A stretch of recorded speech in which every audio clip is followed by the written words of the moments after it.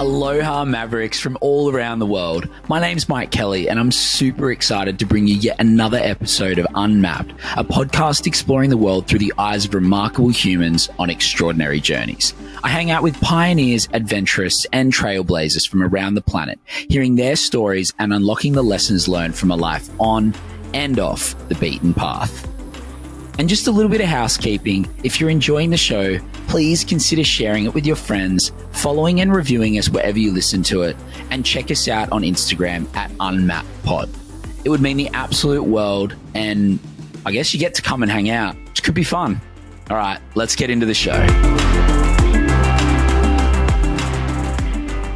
On this episode of Unmapped, we're speaking with Jess Koncz. I am so excited to bring everyone this episode. It's just the most full circle moment. Jess came on Unmapped, episode 9, I believe, and was going through a radical transformation in her life, but wasn't ready to talk about it yet. And so we bring Jess back to have an in-depth conversation about that part of her life. And that part of her life is exploring the way love can be expressed to other humans, and the way that she does that is through connecting in polyamorous and open relating circumstances. She is the founder of the Open Circle and hosts an incredible community in which people come and play and heal and connect and grow and communicate. The values upon which Jess's community is founded is beautiful: communication, integrity, honesty. She's running her first ever festival in a couple of weeks, and we get to talk about that. Honestly, this episode is not just for people who are in what's called an alternative or ethically non-monogamous relationship. There is so much goodness and wisdom in the way Jess thinks about connecting and relating to partners and friends. And honestly, for anyone who values their connections and relationships with other people, which is everyone, we're human creatures, you're going to love this episode. So without any further ado, I give you Jess Koncz and this incredible conversation. Enjoy. Jess, welcome back to Unmapped. This is a really cool little moment for me. You are the first person to have had 2 individual interviews on the show, and it couldn't have been anyone else, could have it? How you doing? This is just so fitting for us. It feels like it's been too long since we've been in the Unmapped studio, which is your room, my room, but just being able to chat some shit together and hopefully entertain and educate people along the way. I really hope we can educate people, because I think that you have got some really amazing, I mean, you've had just such a beautiful journey over the last couple of years. And it's funny because when we were recording the first episode that we did, it was all about your journey through Silicon Valley and with Eatsy and things like that, which has been one of the most listened to episodes on Unmapped, by the way. Just thought I'd throw that in there. But in the background, there was a big shift already happening in your life, and we actually discussed whether we'd talk about it on air on the last episode, and it was a pretty clear no at that point, which is, you know, once we start getting into what it is we're going to talk about today, it'll be really obvious. But it's really exciting for me to be able to now go, okay, like, let's talk about all that big life-changing stuff that has happened to you in the last couple of years and the way that you're living your life. So, I mean, maybe just a very quick overview of, you know, you're obviously not working at Eatsy anymore, and just detailing a little bit about how you've been and like what the last couple of years have kind of looked like and how you felt too. You've been happy. Yeah. When I listen back to the first episode, because I would have filmed that coming up 5 years now, maybe.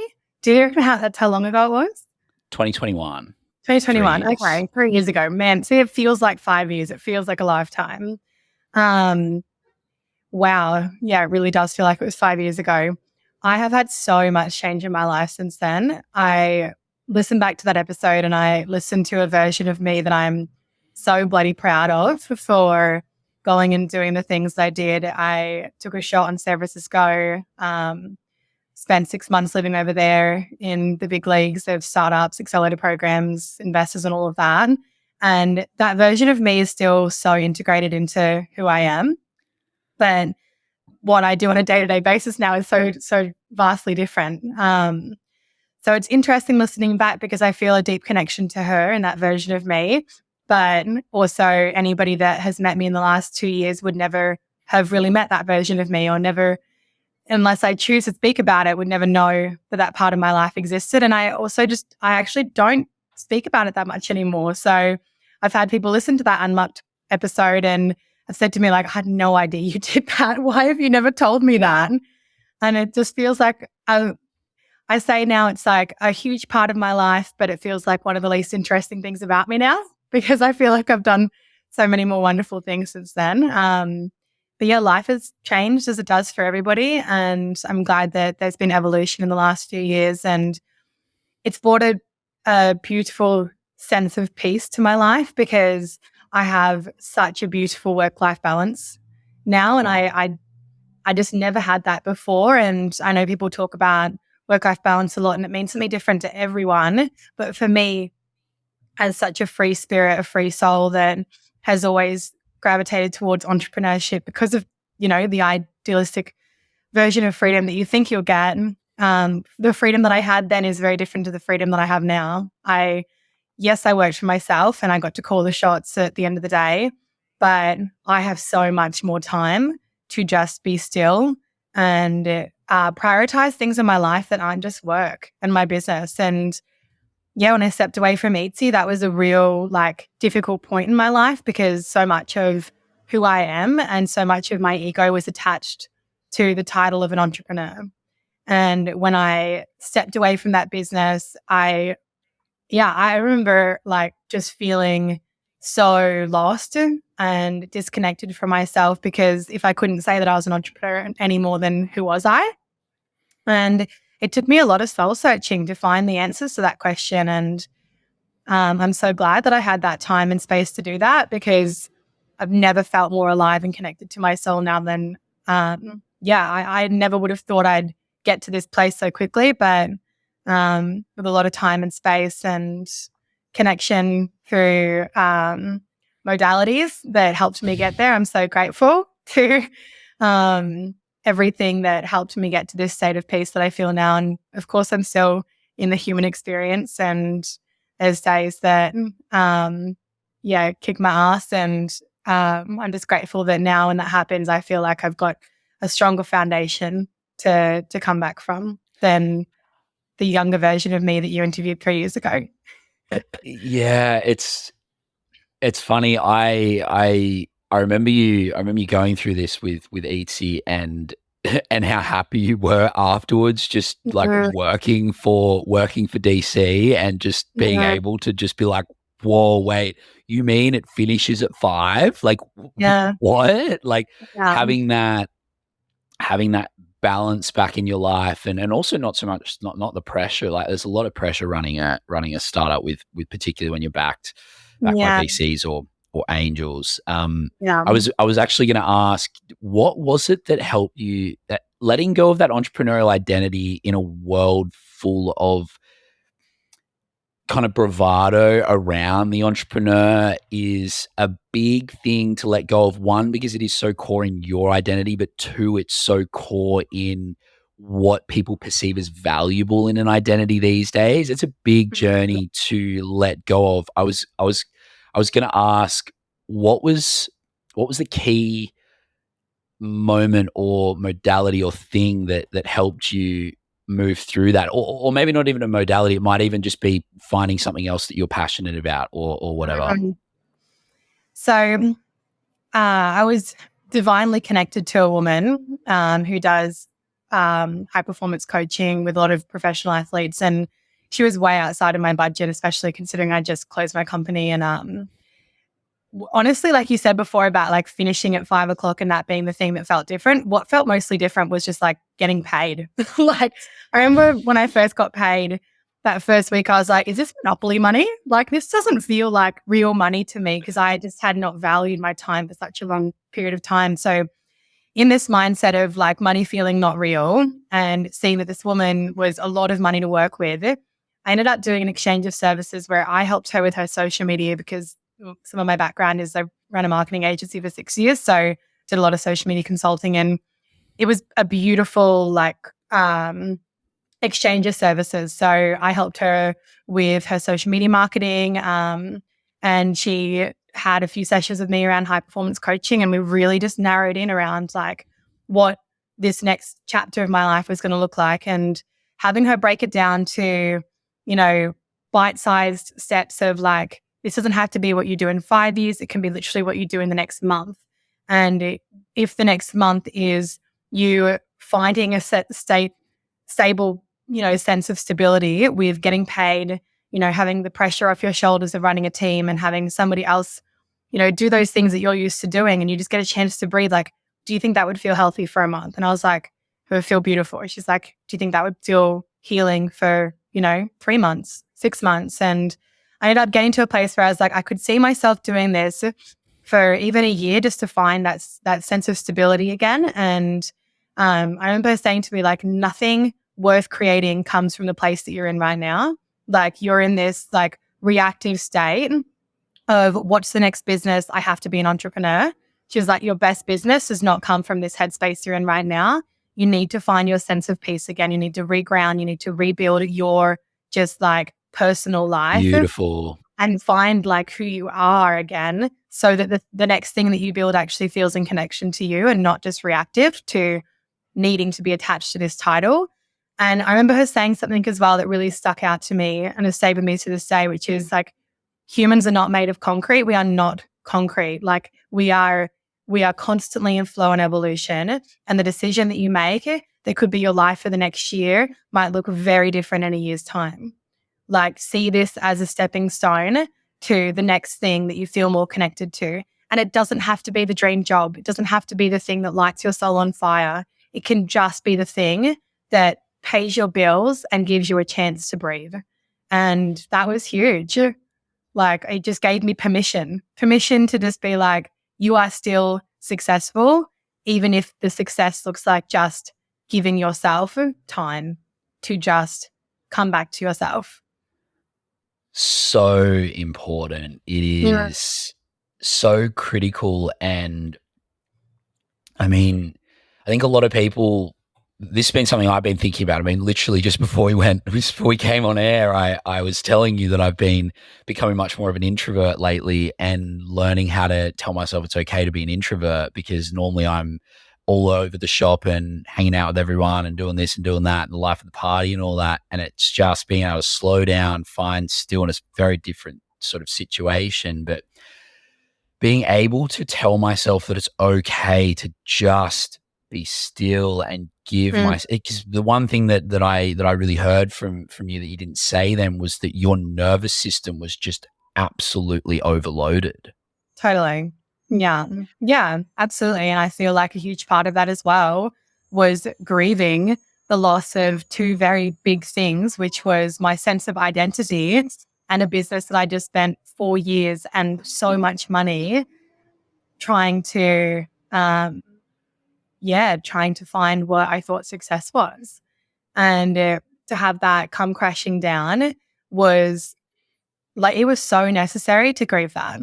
And if I had started another business, the way I look at it is like putting that in a box and just saying, you know, you're a part of my life. Thank you for serving me, but you sit over here now. And I feel like it gave me time to actually like sit with the box and be like, all right, so these are the things that still need to be unpacked before this box goes into storage. Like, so that, you know, I actually had a chance to be able to sit and reflect on the things that I was really fucking proud of myself for. Because like, whilst it felt like a complete loss, when I created that space, I was like, I wouldn't do anything differently. And I think if I had started another business, it would have been from the energy of that one failed. What's next that I can, you know, make sure that doesn't happen again. But I think it's actually really important to be able to go into, you know, a new business venture with the high probability that the version of success that you think it's going to be is not going to be the case. And that's okay too, because you gave it a red hot crack. And yeah, I just don't think I was in a place to be able to do that. So I'm so grateful that I created that space.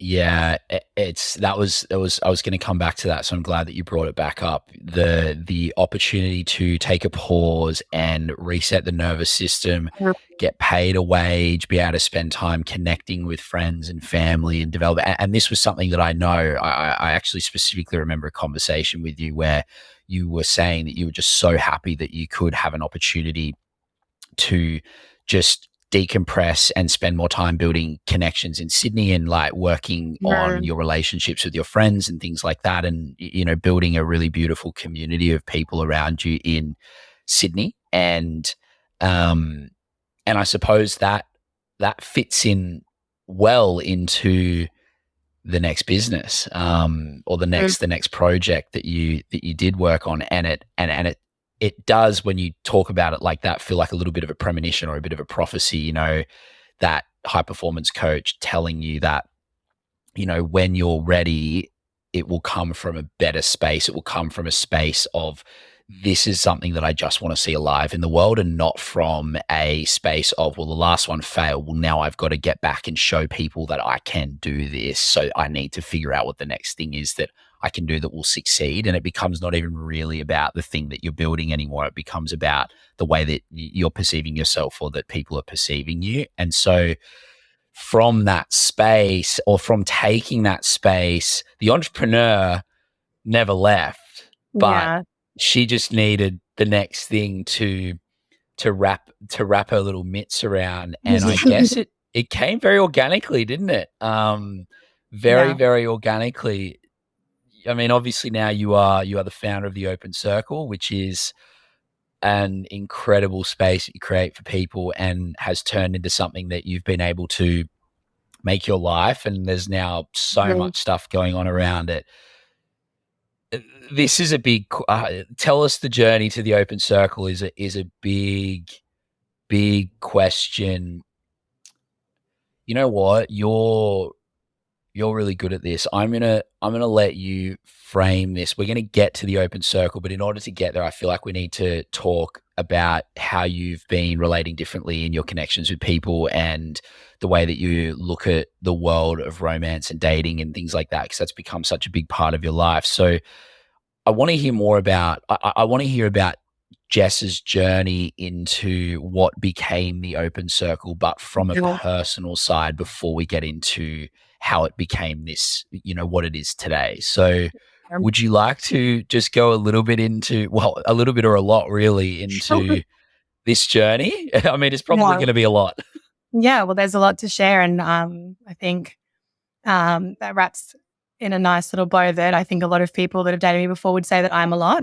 And I think that those people just, they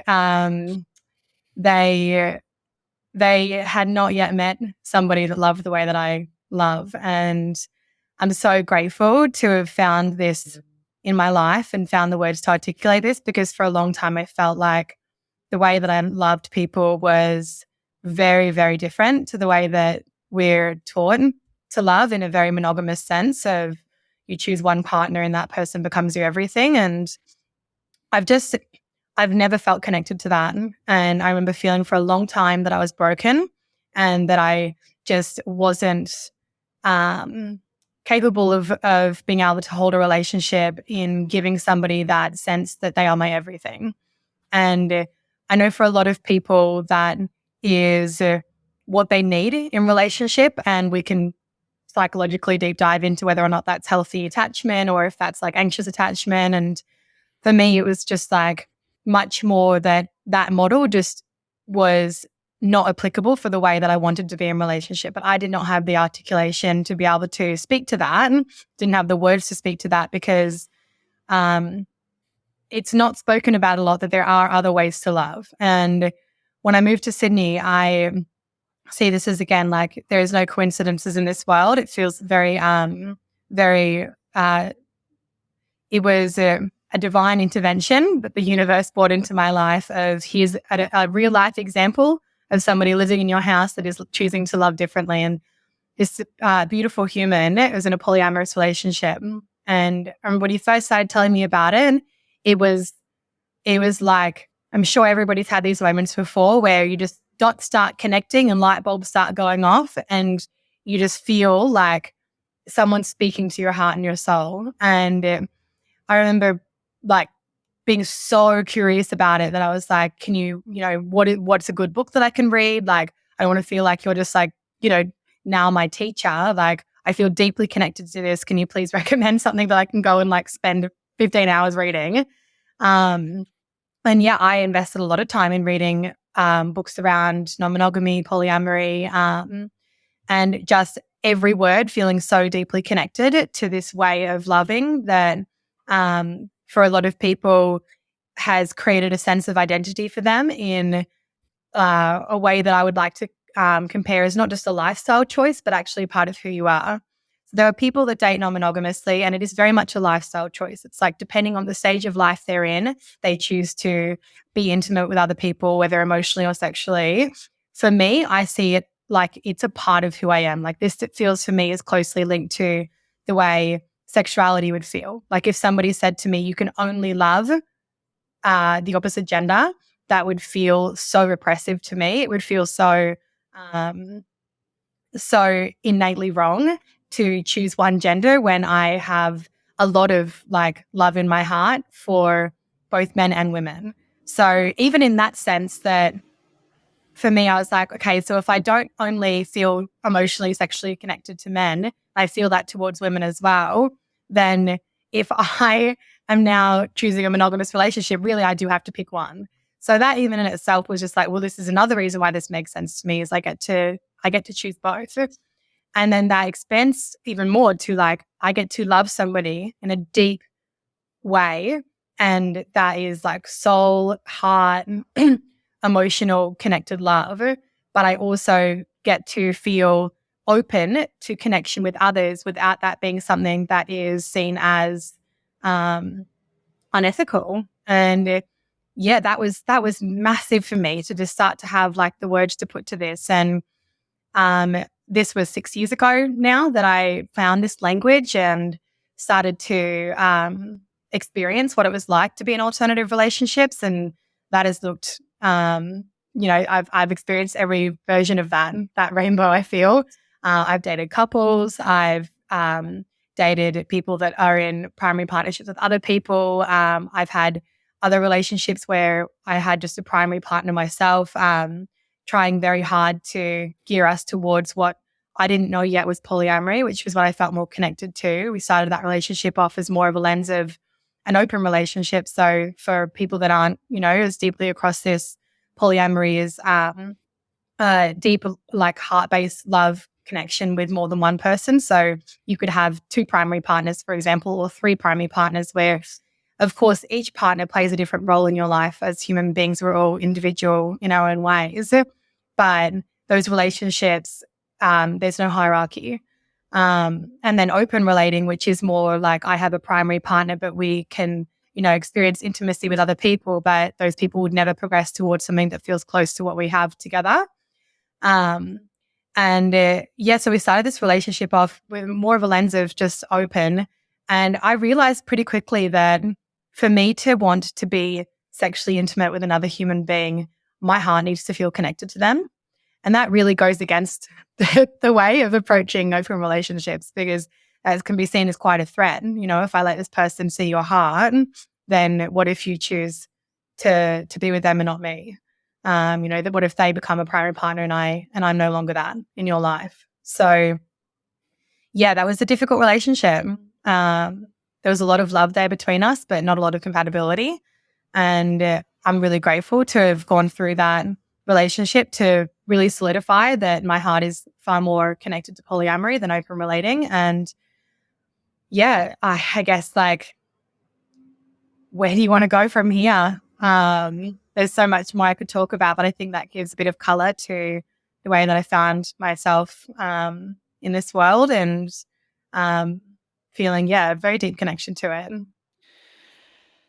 Yeah, I thank you so much for giving that overview. It is something that I think like a lot of our friends are really comfortable with, comfortable with the different kind of topics and labels and things like that we give. Something that I actually didn't realize, or maybe I kind of did but didn't, When you said polyamory is around opening your heart to love, like, is that specific to having two partners you would consider primary? Or for instance, is there a part of, so if you're in an open relationship and you've got a primary partner, but then you've got other partners that you might go and spend time with on the side, but there is an intimate and emotional connection, is that considered open, or is that considered poly?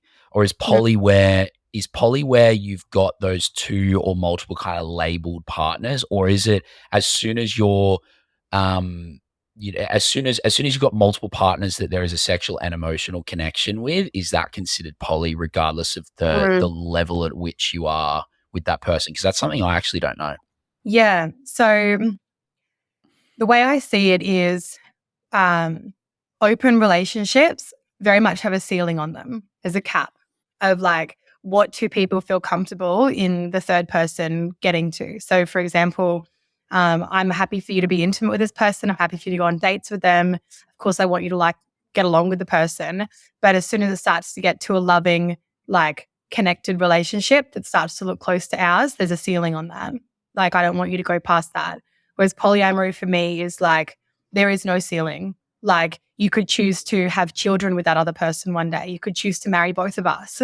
Like, you could choose to live with all of us or just one of us. Like, or you could choose to do none of that and still just have two relationships that you are in that feel very, very connected, and there just isn't a ceiling on what is possible.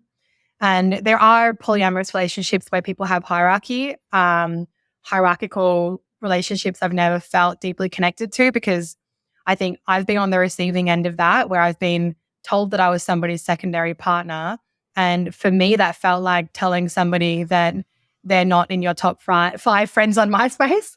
like it's like, you're my best friend and you're my best friend, but you're my second friend. And it's like, how do you open your heart and feel deep connection when you know that there is a hierarchy in that relationship? So for me, I said from the get-go, I was like, I never want to make somebody feel the way that I felt. I felt like, that language was, it just creates walls in your heart. It's like, if I feel like there's only ever a possibility to be your secondary partner, like, how do I let my heart open to you? You know, like, how do I show you more of me?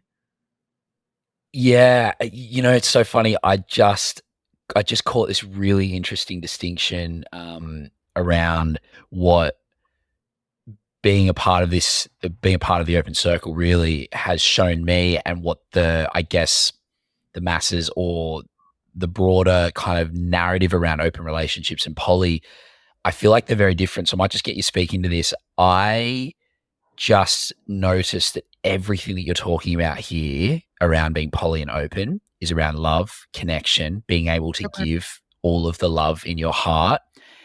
And I think that if you flip that script and you went and asked 100 people on the street what they think the primary part of being in an open relationship or poly is just so that you can fuck, like, so that you can just have a free pass to have sex. And it's so interesting, because this question just popped up for me of what percentage of your interest or the fact that you feel so connected to being poly or open is about your ability to then just freely express and receive love, and how much is it about the sex? Like, I mean, both are important, but what I'm hearing from you is a completely different reality to what people are in relationships like this is, compared to what people think people are in relationships like this for. Totally. Yeah. Yeah. And I think for me, like, I can only speak from my experience and my journey in this, was that, as I spoke to earlier, I realized pretty quickly that without connection from the heart, my body doesn't feel any kind of desire to physically connect sexually. So really tuning into that has helped me in my journey, realizing that for me, that's why it looks a lot closer to polyamory. But there's also been, so for example, I've been dating a beautiful man. His name's Matt, for about a year and a half now. And for the first 10 months of our relationship, I hand on my heart, know that I'm polyamorous, because even though I wasn't experiencing intimacy with anybody else in that 10 months, my heart still felt very open to connecting with other people. And it was genuinely that I just had not met anybody in 10 months that I felt emotionally connected to enough, that my heart felt on fire with, where my body then said yes to that sexual experience. And there is a difference between deep sexual intimacy and play. I was able to dip in and out of like some experiences that were more like, I guess, expansive in like my sexuality, but those felt very, again, like within its own container. So I felt very comfortable with sexual intimacy with women in that time, but didn't feel comfortable with being penetrated by a man, for example, that I felt no connection with from my heart. So there was a good 10 months there where I was just like, am I monogamous? And I was like, no, I'm not monogamous. I just haven't had intimacy with somebody because I haven't felt connected to anybody to want to do that in a sense that felt like an opening of a door towards another relationship. So yeah, I think for me, like I was having less sex in that 10 months, obviously with Matt, we were in our own little love bubble, but in that 10-month period, like I wasn't experiencing intimacy with other people. And I think a lot of people, if I just said on the street, like, yeah, I'm polyamorous, they'd be like, this girl's having like group gangbangs every weekend. She's the leader of this like sex community and like must be just like living her best life. I was like, I am living my best life, but not in the way that you think I am. Yeah, Like totally. the freedom is there to connect if I want. And that's a big part for me is like, I felt very restricted in my last relationship where there was this ceiling. It was like this fear that if I felt emotional connection with anybody else that I'd leave that person. And the freedom for me was not that I was definitely going to act on it, but that I could if I wanted to. And when that was taken away, it made me want to just do it from a place of like rebelling, of like, it's my right. Like, how dare you take this away from me? And that would have been connecting with other people, not because I wanted to, but because I wanted to prove that I could. So whereas in this relationship, to have that freedom for those 10 months, like I could have done anything I wanted to. Like there was so much trust and love built there in the relationship with Matt that I could have, I could have gone on as many dates as I wanted. I could have hooked up with as many people as I wanted.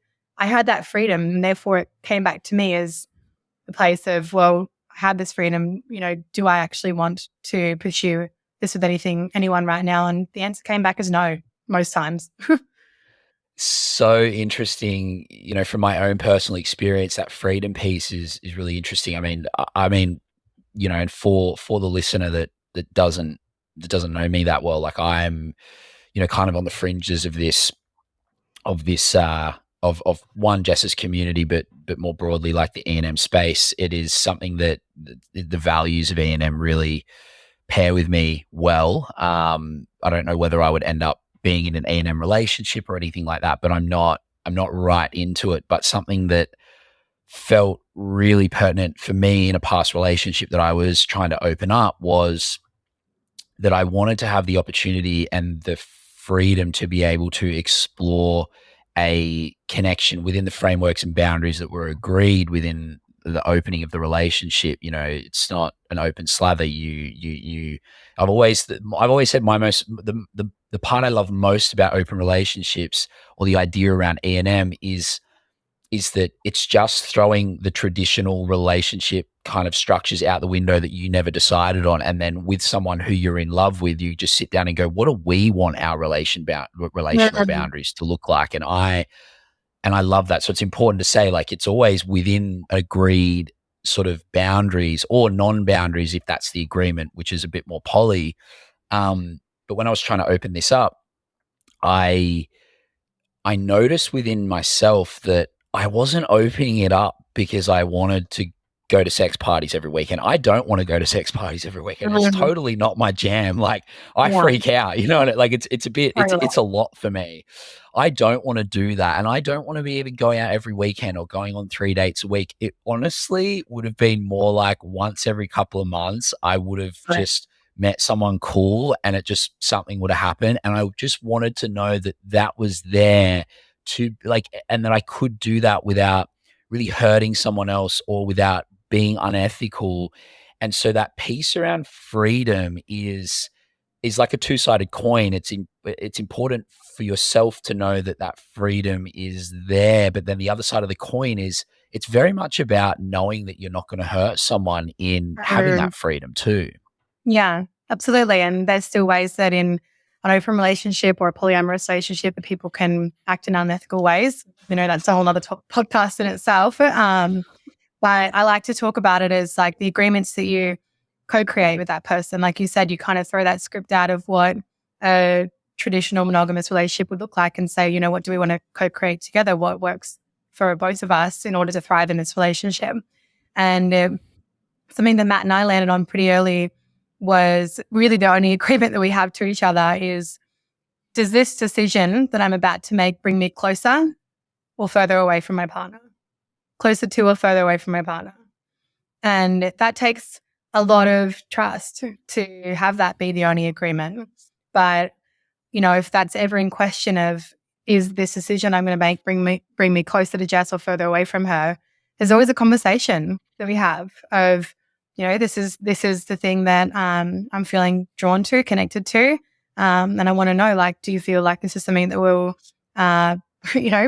be something that would bring me closer to you or further away? And a lot of the times it's just intuition. Like, we know each other so well that we know how to do that dance together. And for the relationships that Matt is pursuing look very different to the relationships that I pursue. So that was something that I actually learned only really in relationship with Matt, was that before that I felt like the agreements for each party had to be the same. What you wanted from non-monogamy had to be the same. And if you didn't match up, then you weren't compatible. But now I know that like Matt's way of dating is his journey has been much more open than like much more in the category of open relationships. And mine has been much more in the category of polyamory. And some people could say, well, how does that work out? It's like, well, his needs aren't identical to mine and my needs aren't identical to his, but are both of us saying that we want the other person to experience the most joy in this lifetime as possible, and knowing that joy comes from different places? Yes. So that's worked really well for us. And he's on his own journey now of feeling more connection towards polyamory as he's started a relationship with somebody that he has much more of an emotional connection with than just like a friends with benefits situation. And I'm so happy that he's, seeing this as like fluid. It's not like I said I was open and now, I'm this. It's like the title doesn't matter. It's like, throw the titles out. Like, just show up in the way that you feel connected to and make sure you're communicating throughout that journey so that the other person feels like they're along for the ride and can celebrate that in you. Yeah, totally. I mean, it's so just listening to you say that.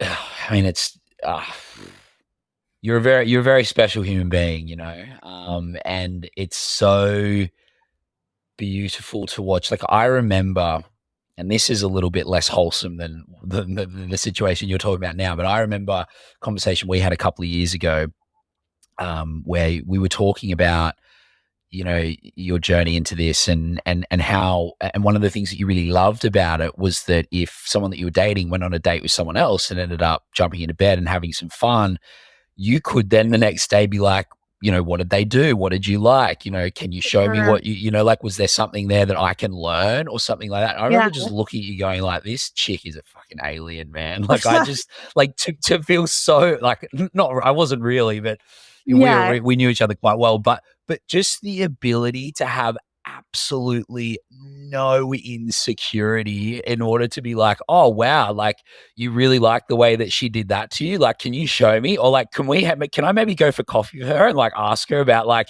how she did that, because I'd love to, or like maybe we can all just get together one night, like, I don't know, like, I'd love to learn though, and to be able to just be so comfortable in yourself, because that's what this is really. I mean, like, I have a hunch that if people did not have trauma and people were really secure in their own attachment to themselves and their partners, there'd be a lot more open relationships, because it just kind of makes sense for a lot of people, not everyone. We're very open, free people, right? And I would say the difference between you and I and like our respective journeys into E&M has been that I've got a bunch of different stuff that comes up for me really intensely around abandonment and stuff like that. And so I feel it's very painful and difficult for me to be able to lean into this space.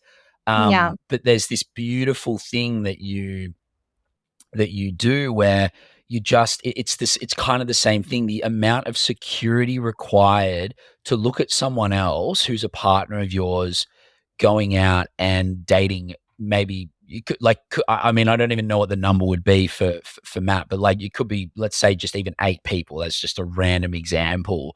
And for you to sit in yourself and know that you're more polyamorous, you haven't met anyone that you're really connecting with, and just go, you know what, I'm kind of cool. I want you to go and have your 8, like go and have the 8 people you're connecting to and do that. And I'm actually just going to be totally cool over here hanging out and like maybe going on a date every couple of weeks with someone that feels like they could really align from a more polyamorous.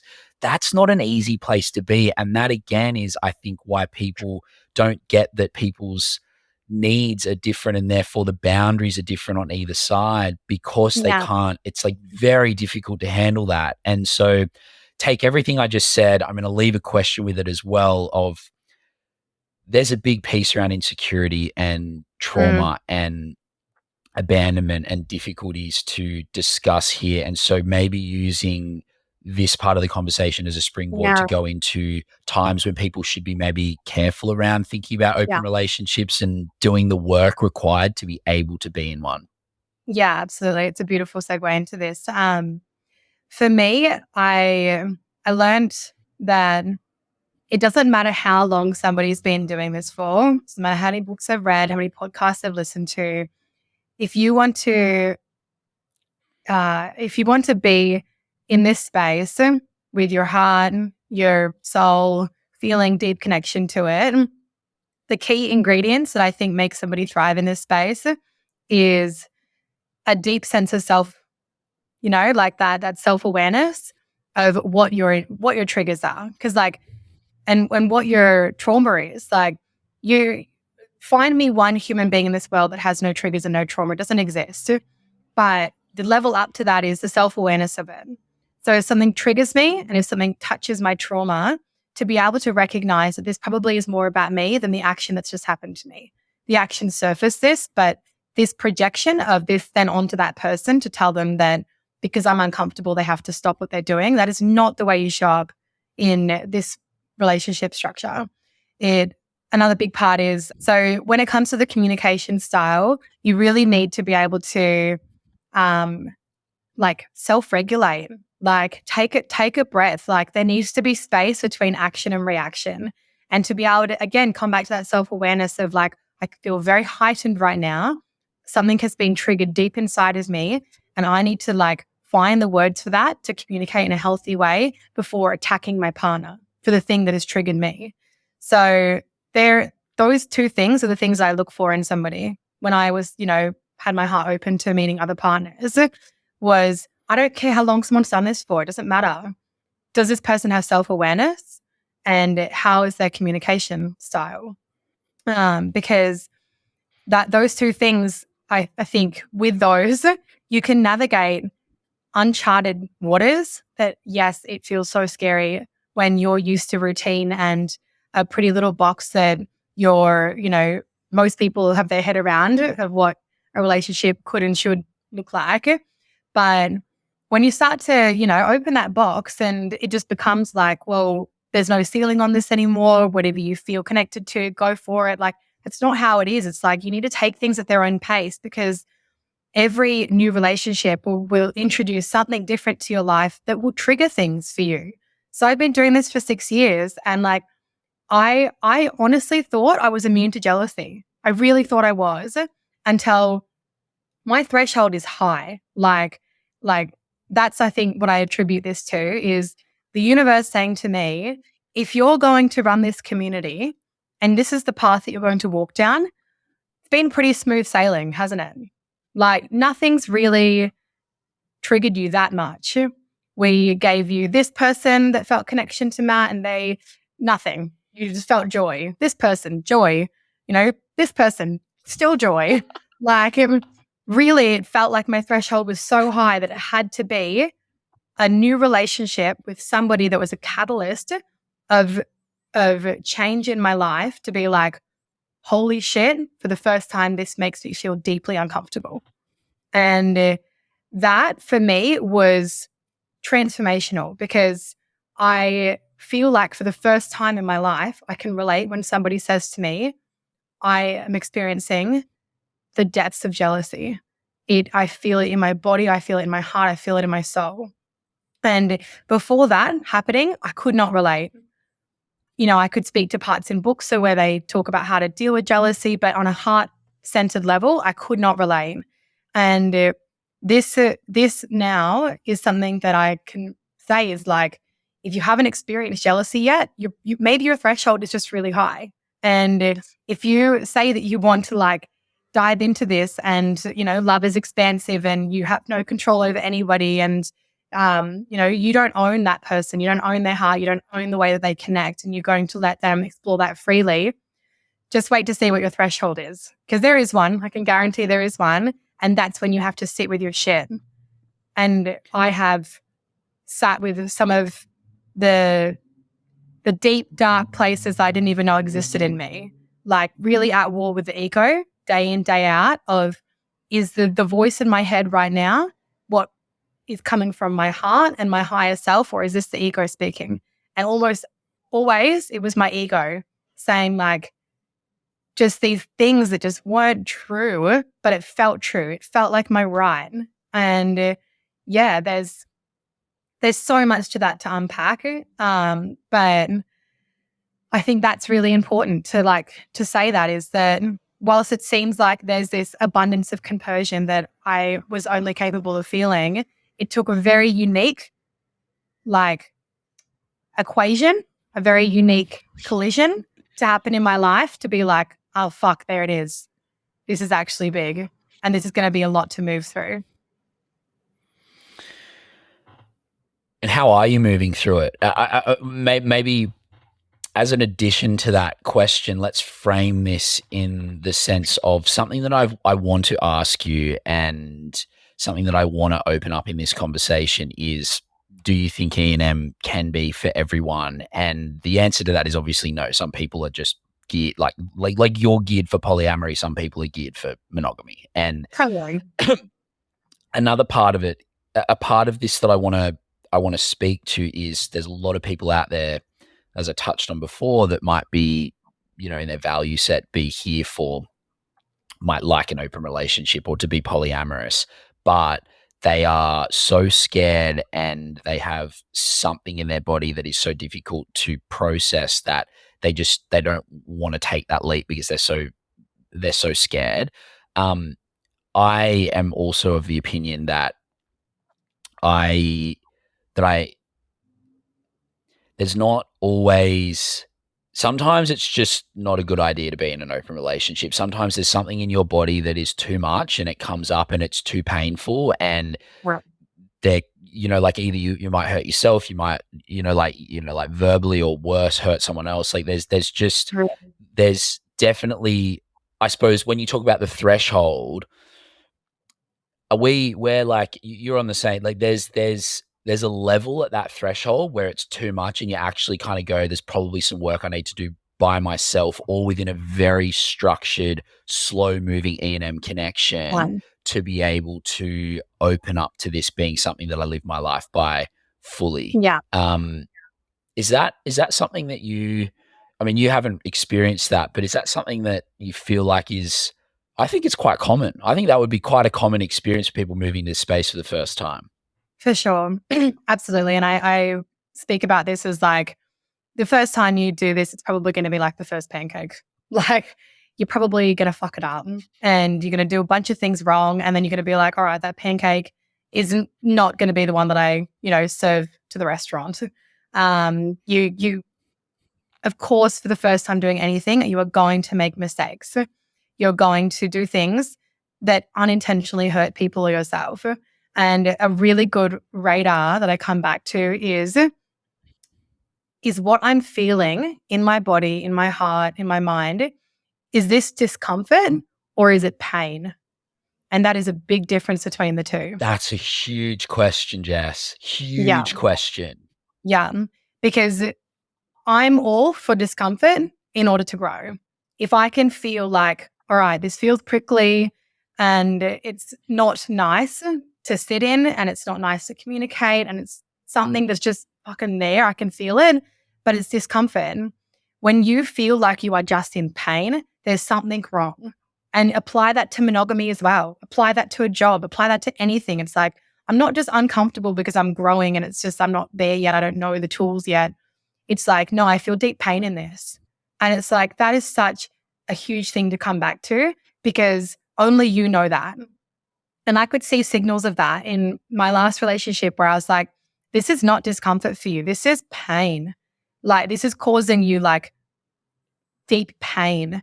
And I see no path where this changes. Like, where this one day magically you wake up and it's not uncomfortable anymore for you. So, yeah, I think the only person that can answer that question, though, is yourself. And you have to be so honest with yourself because the thing that we do as human beings is we attach ourselves emotionally to somebody. We fall in love with these human beings. And then it's so hard to let go of that attachment. But if that person, like I look at this where if you truly, deeply, unconditionally love that human being, the ultimate thing is that you want them to be happy. And hopefully you want them in your life. But the role that they play in your life is not the thing to be attached to because that is going to change over time in the evolution of life. So as long as you can say, I love you, I want you in my life, the thing that brings you joy and peace might be different to the thing that brings me joy and peace. So if I met somebody tomorrow that I was like, I see that you are a beautiful human that maybe in another world where Jess is monogamous, we would have been great. But I am not that and you are not that. So there is incompatibility here. So it doesn't matter how much I love you. It doesn't matter how much I like spending time with you. It doesn't matter how good our sex is. If there is something that makes us deeply incompatible, if I truly love you as a human being, I will not try and change that about you or myself. I would say the most important thing is that you and I are in a harmonious relationship together and maybe that's just friends. And I would rather that than be able to say that this person is my partner. Because good luck, it won't work out. However long it takes you to realize that, someone will hold resentment. Someone will feel like they're in order to feel love, they have to change. And I've felt that. I've been on the receiving end of that. I've been on the giving end of trying to be like, oh, can't you just get there? Like read one more book, listen to one more podcast. It gets to a point where it's just like, this is not who you are. This is not who I am. This is not the way to love you. Like if I really love you, it's to love all of you. And not just to accept all of you, but to celebrate that, to celebrate all of you. The piece around, I love the way, and I might be paraphrasing a little bit, but it's you meet someone who's really beautiful and you want them to be in your life. It's kind of like, I love you and I want you to be in my life. And then the rest is the rest is open. The rest is allowed to become whatever it's going to become dependent on the personalities that you are and the values that you have and what you want out of your life. And it becomes this very open, free-spirited way of thinking about love, really, because love extends far past your polyamorous partner. I mean, for me, like this was why I asked the question around open relationships and polyamory before, because I was like, am I poly? Yeah. I am not going to I think about this often. I feel like it's likely I'll end up in a monogamous relationship, I think, but man, like I'm going to need to be with someone who is very open to just giving and receiving non-sexual, like, but quite intimate love with people who are their friends, because I'm like that. Like I cuddle my friend, like I'm just like so open and giving love. And I love the idea of, I love you, I want you in my life, and then the rest is just an open book to be read throughout our whole lives, and or written throughout our whole lives, and who knows where it's going to go, and what part you're going to play, and also what part you're going to play this year and next year and in 5 years' time, because that is, I mean, our relationship is such a perfect example of that. Like the way that we show up in each other's lives now is so different to how it was a couple of years ago, but it's just, it is what it is in this phase of life. And it also has nothing to do with what it might be like tomorrow, you know? Totally. Yeah. And underneath that is a sense of connection of, do I know that this person is in a deep way connected to my heart, my soul, The answer to that is yes. Like, we have a body of work that reflects the journeys that we've been on in the time frame that we've known each other, that is such clear examples of us choosing each other and coming back to each other in deep connection and deep friendship.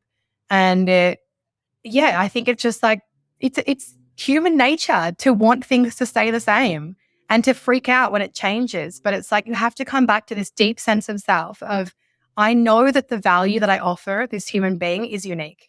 I know that who I am is unique in the role that I play in their lives. And I feel comfortable with that role evolving. Like, I hope it would. You bloody hope it would, because you don't want the people that you love to stay the same.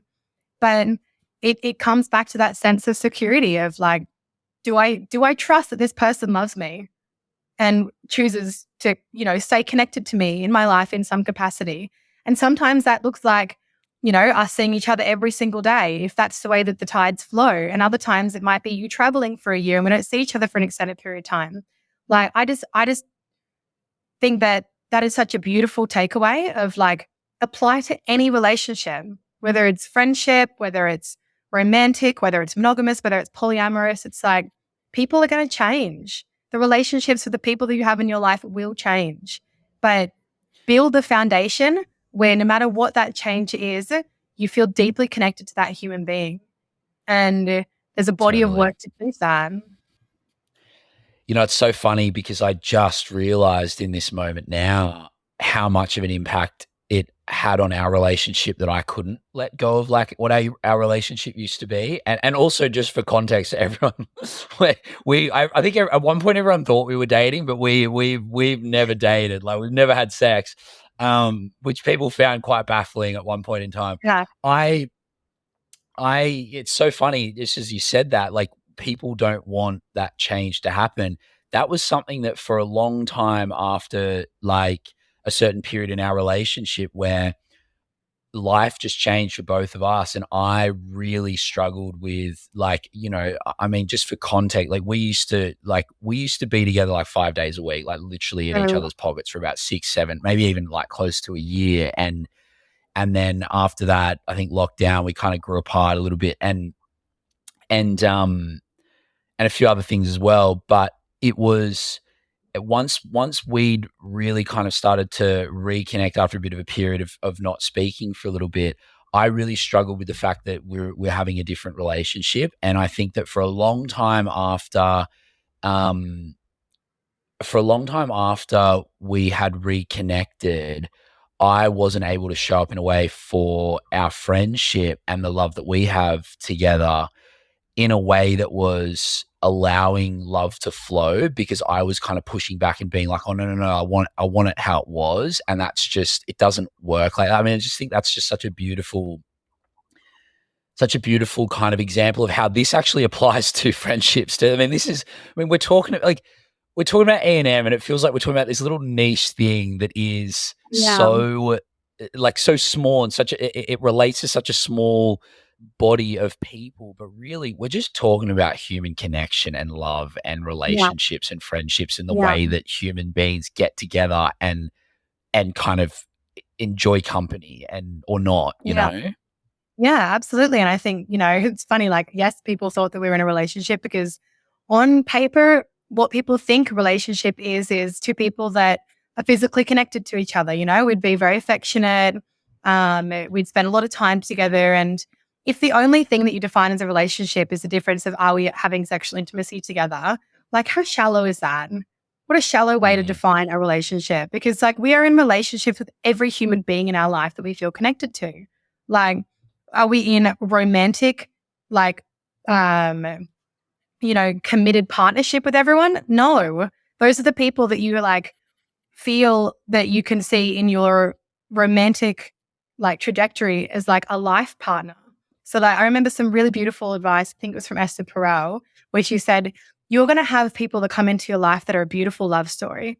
Then you're going to have people that are better for a life story. Know the difference. Because the amount of times I tried to jam love stories into life stories and just ruined it, just bloody ruined the love story that could have been. It's like, there are some people that as life stories, I look at that with friendships too. It's like, you can, meet somebody, you get along with them like a house on fire, but then you realize over time, like, actually there's some pretty like long-term compatibility here in this friendship. Like this person needs a lot more from me than I can give them. And, you figure it out. Like just with any person that you are relating to, you figure it out within a period of time spent together of, does this person feel like unique compatibility? And yeah, I wish that more people applied some of these principles to non-monogamy to just any relationship they're in. Like there's so much gold in the way that people think in this community that even if you were so sure that monogamy was the way for you, I guarantee you pick up one book about polyamory, whether it's Polysecure or it's The Ethical Slut or, there's a multitude of beautiful books now. There is something that you can learn that you can apply to your relationship, no matter what kind of relationship it is. Because there's just beautiful frameworks on how to navigate confrontation, conflict, like the parts of you that get triggered by another partner. Like, people that are in monogamous relationships, they experience jealousy too. People get jealous if somebody goes and hangs out with a female friend for a coffee. It's like, well, did you like hanging out with them more than me? It's like, I liked hanging out with them and this person likes to go on runs at 5 a.m. and you don't. Sorry. Like either you change or I change and neither of us probably want to do that. So let me have my 5 a.m. run friend. And nor should they. I mean, it's just how it should be as well. And also, I'll tell you right now, I'm fairly sure that was Esther Perel. And you know how I know that? Because I think that she said that on the episode that she did with Tim Ferriss that we listened to together in the car in the pouring rain at Maroubra Beach like 4 years ago. I love that. So principles of E&M, let's go there. I want to do a little bit of a deep dive into that because I think that this was something that I wanted to talk about within this interview was that there are a conversation about E&M will never just be a conversation about E&M because there are so many. The one thing that I've taken away from being a part of the open circle has been the way people show up in conversation, in connection and relationship is so the integrity. You have to be in pristine integrity to be able to manage, or have it work for you within this space. And so tell me about some of the principles, some of the values that you see commonly in an E&M community, or maybe even the principles and values that you have instilled into the open circle, which, by the way, I'll get it just to talk about and explain a bit later. But the principles and values within E&M that you have noticed that are really beautiful, and how, I mean, you probably don't even need to explain how they're going to pair over to a monogamous relationship well, because it will just be very obvious because it's things like communication and honesty and stuff. But yeah, I just like, give me a little download on the things that you hold dearest about the values and principles of E&M. Yeah. And I'll preface this by saying that we are human beings and we are flawed. And the North Star is the thing to look to, not to be embodying in every single aspect of your life, because it's just not possible. We're human beings. So whilst you might not be the gold standard, you can certainly aspire to it and be able to call yourself out on your shit when you're not showing up in that way. So I think that's really important. Hey, yeah, a big part of it is integrity, and freedom is a huge one as well. So I see it's just like freedom is broad, right? Freedom to travel for a year but still be in relationship and have the freedom to do that. So like one of the beautiful humans in the community is being in a relationship, in a non-monogamous relationship for 3 years and chose to go traveling for a year on his own. I was like, fuck yeah, you did. That's incredible. Like, I'm so glad that you were able to do that and did not have to lose this beautiful partner that you've spent so much time investing in that relationship so that you could still experience that part of your life. And yeah, of course, another one is like honesty, like being able to have the shitty, hard conversations when you know you've done something that you probably shouldn't have done, but being able to own up to it and say, this is on me and I'm going to do better. Because you just cannot always show up in the best version of you. Like there might be things where it's just like, fuck, I really thought I read that situation and this thing would have been okay. And now I can see that it wasn't. And I'm really sorry. It's not going to happen again. what do you need from me right now to, help you feel seen and heard and express the pain and discomfort that you're feeling that I have caused you. But like that takes a lot to be able to not project it onto the other person and be like, well, if you just, if you were just okay right now, then we'd be fine. If I just did the thing that I thought I was able to do, this is freedom. This is all about freedom, right? And it's like, yeah, you get freedom when you've built the foundation of trust and honesty and connection, and you don't get that without the other. Like that's probably the biggest part is like people that are willing to put in the groundwork to build a stable foundation so that they can experience the freedom. And that is, I think another big thing that I see in the community, which I feel in my heart, and I think it's a reflection on the way that I wanted to explore non-monogamy myself, was just a deep emotional connection to more than one person. So whether that is the people that I feel platonic about, or the people that I feel romantic connection with, it's just like that is so expansive for me. My heart has so much love to give, and there are so many people that for people that know me in my life, they would think I'm in relationships with, but that's just the way that I show up as a human being. So for me, it's like, do you have freedom to deeply connect and open your heart and, have deep emotional connections to these human beings of the world that we get to exist with and not feel limited in that? And that's a beautiful part of it, is just like the deep connection that you see where, yes, some of that looks like two people that kiss each other and hug each other and might have sex, but there's no conversation that's happened around, is this actually a partnered relationship? Because to me, I look at that as like, that's it. That's something that is like, that is a very intentional conversation to be had before entering into an agreement, a contract, essentially, and a partnered contract with somebody, for lack of a better term. It's like, you should date somebody for a long time before you sit at that table with them and say, well, what does it look like to be your partner? What does it look like to be in relationship with you in a life partnership sense? Because that's a huge question. And that's why I see a lot of people that, it's beautiful. You get to do that dance of like, well, okay, we're not super compatible for that, but there's so much compatibility around this. So like, let's dance in that. It's not black and white.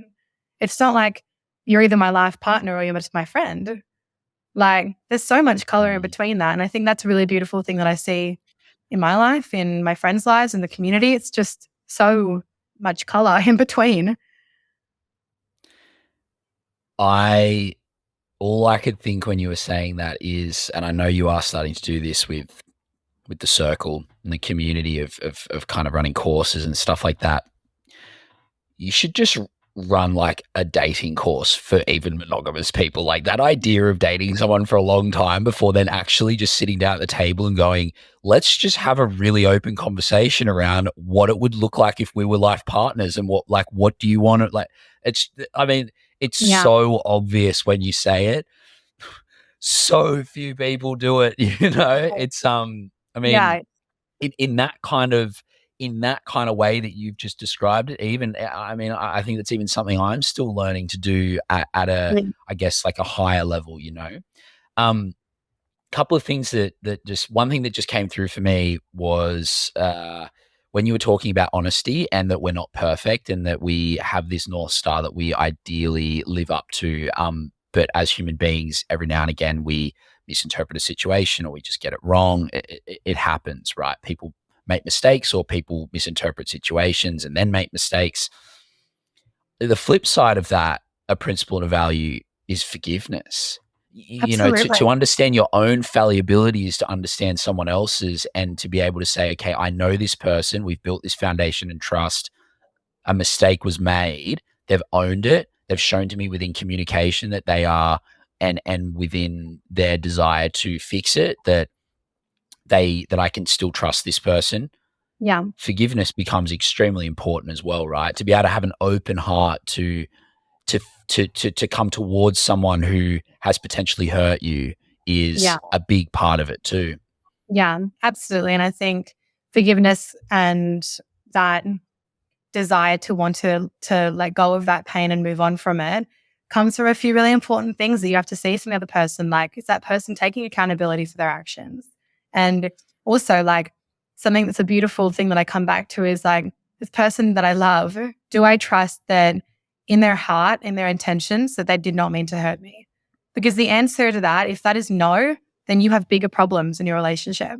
If you think that the person that you're in a relationship with genuinely could have done that because they wanted to cause you pain, there is some big problems that you need to address that have nothing to do with a little thing that just surfaced that. Like, I believe that the people that love us, yes, human beings, we are flawed, but a lot of people aren't going out and doing things being like, I think this is going to hurt Jess, I'm going to go do it. Like, oftentimes it is like, maybe there's not enough context being given. Like, you haven't sat down and like talked about all the things that right now in this time of your life might be potential triggers. Like, again, we come back to that fluidity of like, let's say, for example, like somebody's just had a kid and they're like, I'm feeling pretty like introspective right now and wanting to just pour the love that I have into like this relationship, this new, family that we've created. Can we just like dial it back a little bit? And the person's like, well, no, like we signed up to an open relationship, so I'm going to go keep doing this. It's like, that's, again, it comes back to like, we're not concrete as human beings. Like, there are ebbs and flows of our relationship where sometimes it looks like you're polyamorous, and other times it might feel a lot more monogamous. And it's about that self-awareness of like, what does this unit, this thing that I love that I've created, need right now? And sometimes that is being selfless. Like, sure, you might want to go and keep dating and keep living your best life and doing the things that, spark joy. But in the long run, like, is it better to just like come back for a little bit and like pour some love into that cup that's clearly like running on empty, so that in the long run, you can come back to that again from a place of like not resentment and not feeling like an inequality and like, well, of course you get to do that thing. You didn't just give birth to a child. Like, there's this, insert any example there, but it's like, I think that's a big part of it as well, is like being able to be selfless. Of sometimes it doesn't work out. Like, you're trying to coordinate calendars where it's like, I've got a date with this person this night. And if you live with your partner, it's like, well, shit, I was really hoping to have the bed because I've got a date organized as well. And it's like, all right, well, what are we going to do in this situation? Like, is there some sense of both people trying? Yeah, well, maybe. But, you want to see from the partner that you're with that there's some kind of like, it's not the I'm owed this. Like, I don't know how else to describe it other than this sense of like, this is perfect. It's not in scarcity. It's in abundance. So if not now, next time. You didn't get to go on this date and end it with intimacy with that person. But you know what? There's another time. Didn't work out this time. That's okay. There's always another time. If you're in scarcity mindset about this, you are navigating it in uncharted territory with scarcity mindset. It will always feel like it's limited. It'll always feel like if you don't make it work right now, it'll never happen again. This is something that really came through for me last year. I'd matched with someone on Field who's now in the community, and we'd really hit it off, but we hadn't had too much of a chance to really connect in person. But we'd been connecting. I was traveling. We'd been connecting a lot through voice notes, blah, blah, blah. It was like quite steamy, et cetera, et cetera. And then it just kind of, because I was away and just the way the circumstances in which I was away meant that the connection fizzled. And we actually went for a walk not long after, like we ran on another date when I got back, and it felt a little bit different. And again, I was trying to grab it like the not changing, because I wanted the thing to happen, even though the connection's kind of not there right now. So whatever I wanted to have happen was never going to be what I wanted it to be anyway, because the connection wasn't there. The sex wouldn't have been great, like all that sort of stuff. And anyway, after we kind of communicated around, like this person communicated that they were just kind of feeling like going in a different direction, blah, blah, blah. And we went for a walk after. And one of the most beautiful things, and this is something that when we're talking about principles and values of E&M, communication, it just the way that you are encouraged and expected to be radically honest, and you have to be radically honest in and open in the way that you communicate. And I feel so comfortable in an environment like that. Like, for instance, every single time I connect with a girl now, it's like, do you mind if I touch you? Do you mind if can I kiss you? Like, that's become so, I can't remember the last time I kissed someone without asking them if I could. Yeah. the first time. And for me, that just makes it so easy because I don't have to fuck around in that little like, will they, won't they? Like I just have to ask. And anyway, back to the story. We're on this walk and I just said, hey, like I'm actually feeling like a little bit like kind of crap because we had such a beautiful connection that was like, you know, going in this really cool way. And then it flipped and I'm feeling a little bit like one, like I'm less than, and two, like just a little bit of disappointment that the connection didn't go that way.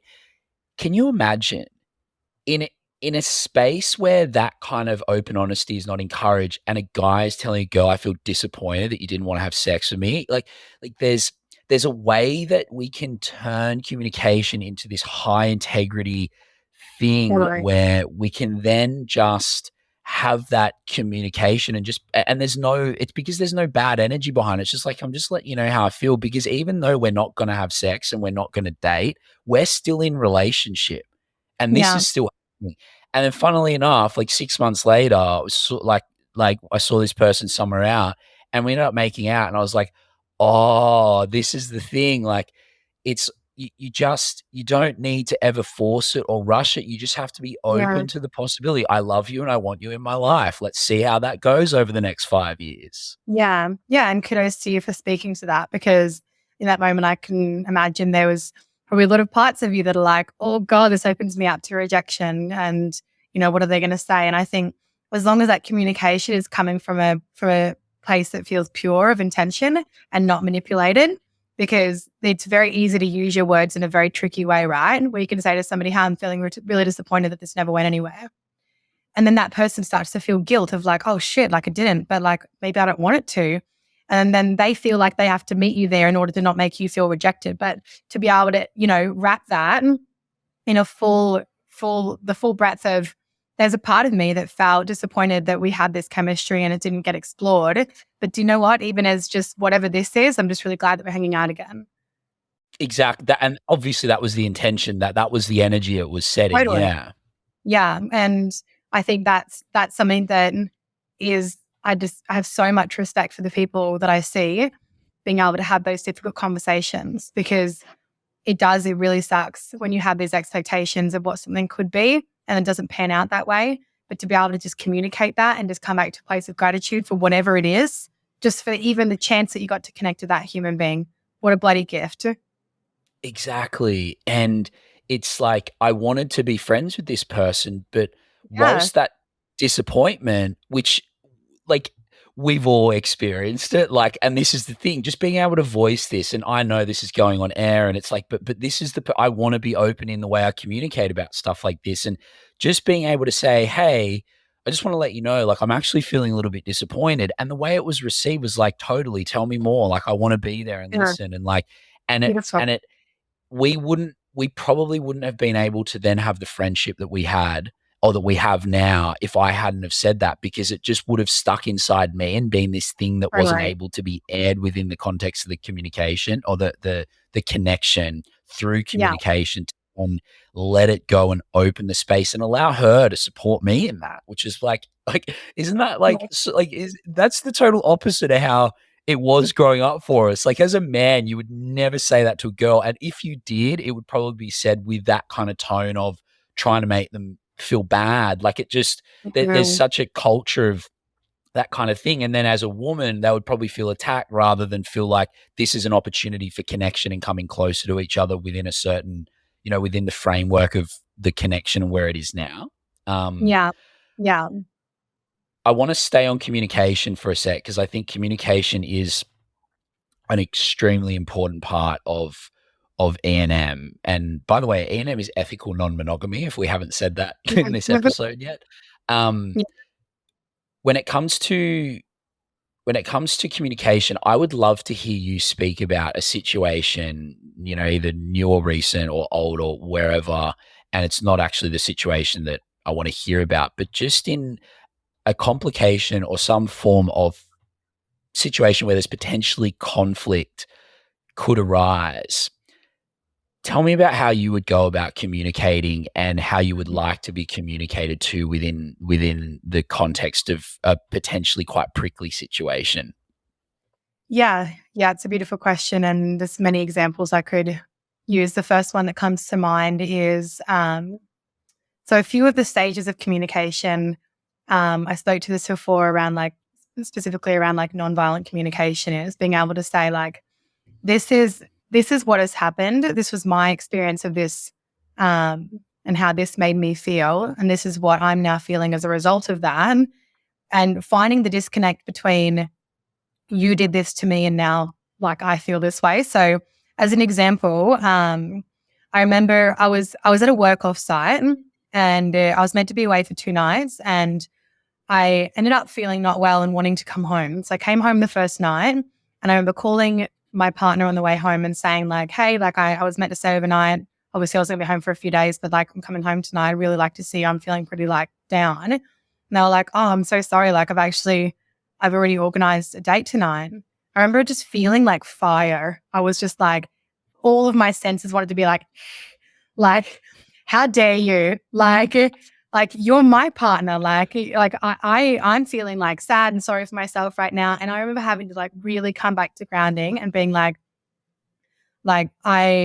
I'm feeling a lot of I'm feeling a lot of energy in my body that feels like anger and frustration. And I know that that's on me to take responsibility for, because you have actually not done anything to create this. What has happened is for sure triggered it, but there's something here deeper that I need to like explore. And just letting you know, like that is what is like coming up for me, but it's not yours to fix. It's not yours to take responsibility for.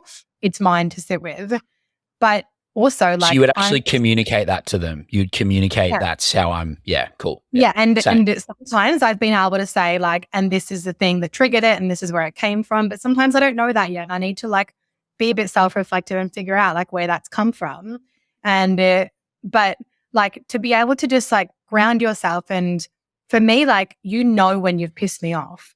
Like I'm such like a calm person that when something's heightened in my body, like it's impossible to hide that. So if I was just to say like, yeah, no worries, all good, it's like that person's gonna know that it's not all good, and they're gonna be like, what's going on? Like, have I done something wrong?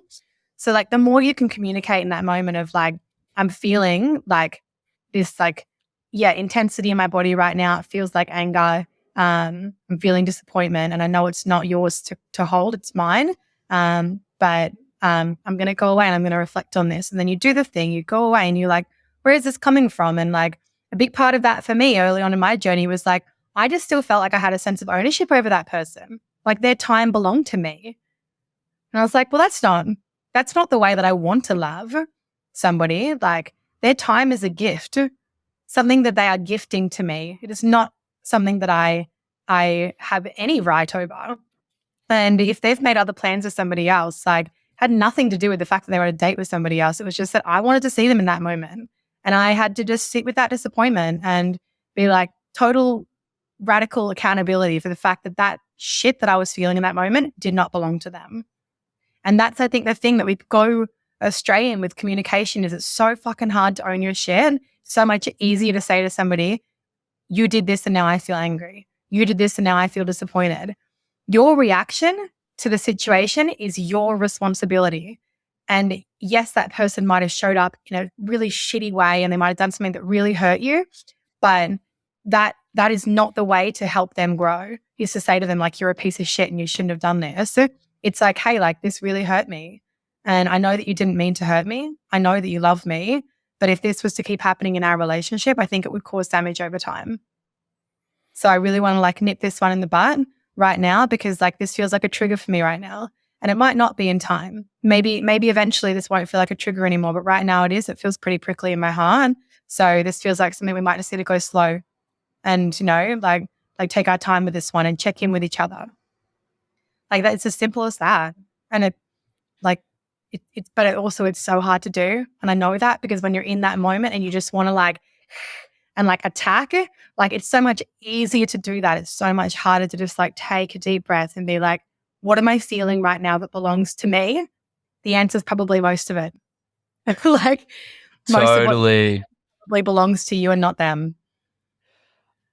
I thank you so much for sharing that, and the kind of the piece, the roll-on piece that came for me, which is exactly what you just said. It's hard. There's courage required there's a lot of courage required in being able to stand back and go, okay, what's my part in this? And then there's even more courage required in being able to be like, this is a vulnerability conversation as well. This is, hey, I felt this and I want you to know, because this is a trigger that's come up for me within the context of our connection. And I want you to know it's my stuff and I'm dealing with it, but I want you to know this is what's going on for me. And that's why I'm why I may have reacted the way I did, or even if you didn't react or they didn't know that you'd reacted, just telling them to create that consistency within where people are at within the context, that takes courage, because you have to get real about the shit going on in you that's not what you post on Instagram, you know? Like, yeah, and those triggers exist in your body for a reason. Like, they're there to protect you from things that feel unsafe. And it's like, you know, the vulnerability that you spoke to and like the courage that it takes to do that is like, there's layers to that. It's like, I could give somebody the service answer and be like, yeah, I feel really disappointed right now. But the next layer to that is like, okay, why do I feel disappointed? Well, yeah, because I remember in my last relationship, it was actually really hard to spend time with that person. I felt like they chose a lot of the time to spend time with other people over me. And that felt like a deep sense of rejection in that. And then you just, you know, you're going down the thoughts just get deeper and deeper, and you choose how much you want to share with that person based on how safe you feel. But the deeper you get and the more you share, the more context that person has. Because it's like, I guarantee if somebody overreacts to something, if you're experiencing an overreaction, that's not coming from thin air. Like, that person's not just trying to be a psycho right now and like just rage at you. Like, that person's feeling a response to something that's clearly so deep in their body, maybe even in their DNA, and they don't even fucking know about it because it came from some other like ancestral line that they have to actually now come back and heal. Like, we don't know how deep that shit goes. But if you can like create space to like really like self-reflect on what that is and why that feels so prickly in your body, I guarantee there's gold there that helps you feel connected to that person and helps them understand you more. And the loving partner, the loving people in your life, the relationship you have with them, they will meet that with tenderness and compassion of like, thank you for sharing that with me. What a beautiful gift to know you more. So gorgeous. I love, I mean, it just, because it all really does come back to connection. Like, isn't it beautiful how we have a podcast talking about E&M, and what it actually manifests as is we've just spent the last 15, 20 minutes talking about how to communicate beautifully. It's just such a, it's so nice to be able to normalize this in my own life, and also be able to just talk about this on air and make it normal to talk about it in public as well. I want to, I don't just want to, we need to in terms of time. So we've talked about a few times this community, or the circle. If anyone's listening to this and is still going after an hour and a half or an hour and 25 minutes and, you know, wondering, oh, wow, like this girl's like really kind of knows what's going on here. Like, she should totally like get a whole group of people together and like run a community of people that are wholesomely beautiful in the way that they connect and have sex and interrelate with each other. You're in luck, because that's what she does. Talk to me about the open circle, and give me, and also I want to make sure we talk about FAR, because it's happening in a couple of weeks. So I want to talk about the open circle. I want to know a little bit about your journey through to the open circle, and take that all the way to, hey, I'm going to create definitely the first festival in Australia for people from alternate relationships, but potentially, like, is there anything like it around the world? I'm yet to find something similar. The open circle, what a beautiful creation that now exists in this world. And I'm so proud to be able to play a role in creating a space for people that are exploring alternative relationships to feel a sense of belonging in the true authenticity of who they are as a human being. Because there are a lot of places that people can find community, and community as a whole is such an integral part of the way that we need to feel connection as human beings. And the community that the open circle, you know, attracts is people that are doing relationships differently. And that is a broad umbrella. Like, non-monogamy E&M, alternative relationships, whatever you want to call it. That's such a vast umbrella. So there's, there's every kind of way of relating that is in expression in this community. There's people that are very new to non-monogamy and they're just dipping their toes in the water for the first time. There's people that have been polyamorous for 16 years. There's people that are parents with kids and they're polyamorous. There's, every monogamist, like every flavor you can think of, it exists in this community. There's over 300 people in Sydney that have found their way into this community. And for me, the thing that I felt like was missing when I started exploring alternative relationships was, yes, there's a lot of clubs that you can go to and you can get dressed up in lingerie and you can go, feel sexy and like maybe meet some people that you want to have some kind of sexual experience with. But what I felt like was missing was a space for people that have this thing in common, which is the way they view love and relationships, to actually have a space to connect at a deeper level. And I felt like I was so integral in the way that I choose to then, sexually connect with people. And I just found myself in these parties where I was like, the music is so loud, I can't even hear your name, let alone anything about who you are as a human being that might make me want to feel connected to you right now. So I just thought to myself, how can I do this differently? And it started off with me running my own play parties where the side of connection and emotional intimacy was the foundation of it. The messaging, the language was if the only thing that you have happen tonight is that you come to this party and you meet even one person that thinks the same way you do and you get to have an interesting conversation about that, the rest is the icing on the cake. The rest is the sprinkles on the cake. If your expectation is that you're going to come into this community and you're going to experience the full spectrum of sex and, wild experiences, you're in the wrong community, honestly. That is not what the open circle is. There are people in this community that are now in deeply committed relationships and they met each other because of this community. One of my favorite stories to tell is this beautiful girl in the community. She moved to Australia from France. And about 5 months into being in the community, she hosted her birthday party. And every single human being at that birthday party was somebody that she met in the open circle. Every single one of them. So there was 40 people at that party that she didn't know 6 months ago. And is there now celebrating her birthday. And that was not a spicy birthday. It was just going to a pub and having some drinks and celebrating somebody's birthday. I was that is what the open circle is. It's you've just met a bunch of human beings that you think are awesome individuals and you have a lot in common. And probably there's, people that you feel more drawn to than the others. But I guarantee that you will come into this community and you will feel more yourself than you ever felt in that room, because we just spoke about all the principles, the values, the full spectrum that this is so much more than just sex. And I hated going to these parties and feeling all I was looked at was a sexual exchange. We're only interacting right now because you want to have sex with me. And I've never felt that in the open circle. And of course, it's different for me to say that because I run the community, but I've never had anyone come up to me and say I felt like a piece of meat at this party. And we run so many events. We run book clubs, we run picnics, we run mixers, we run the play parties, we have online discussions where we unpack things like navigating jealousy. There is so much that exists in this community that has nothing to do with play parties and sex. And I say to people, the open circle is surprisingly wholesome.